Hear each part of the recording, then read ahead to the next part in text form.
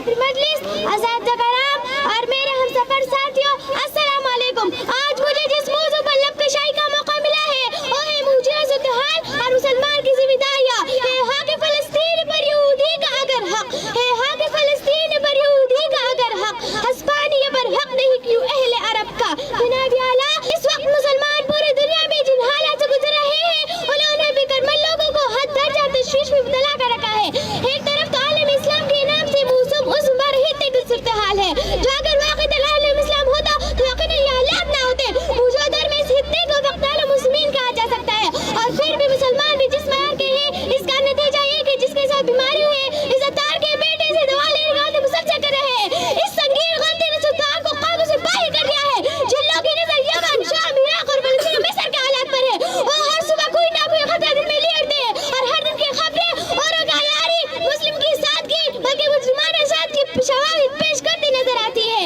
افراد کے ہاتھوں میں ہے اقوام کی تقدیر، افراد کے ہاتھوں میں ہے اقوام کی تقدیر، ہر فرد ہے ملت مقدر کا ستارہ۔ جناب اعلیٰ، ایسا معلوم ہوتا ہے کہ مسلمان باقی گود محبوب خالد نہیں، سنگ ایوبی نہیں، بلکہ سلطان عبدالحمید کے نمونے بھی پیدا ہونے پر ہو گئے ہیں، جس نے ہر ڈزل کی باری رشوت کے بدلے فلسطین دی جان درخواست کو ٹھکرا دیا تھا اور یہ کہا تھا کہ میرے حیات میں تو بڑی سی بڑی قیمت پر فلسطین کے ایک بال زمین حاصل نہیں کر سکتا۔ البتہ اگر خلافت کا خاتمہ ہو گیا تو پھر بغیر کسی قیمت پر فلسطین لینا ممکن ہو جائے گا۔ مومن ہے تو بے تیغ بھی لڑتا ہے سپاہی، مومن ہے تو بے تیغ بھی لڑتا ہے سپاہی، کافر ہے تو شمشیر پہ کرتا ہے بھروسہ۔ جناب اعلیٰ، اس موقع پر میں دو باتیں عرض کرنا چاہتی ہوں۔ پہلی بات تو یہ ہے کہ جن معاملات میں تعلق پوری ملت یا امت سے ہو ان میں کسی بھی طرح متحدہ موقف اپنایا جائے، خواہ اس کے لیے کوئی قربانی ہی دینی پڑے اور اس کے لیے عام انسان پر بھی محنت کی جائے۔ دوسری بات یہ ہے کہ اختلافات کی بنیاد ذات مفاد پر نہ ہو اور کسی صحیح بات کو محض اس لیے رد نہ کر دیا جائے کہ وہ دوسری طبقے کی جانب سے ہے،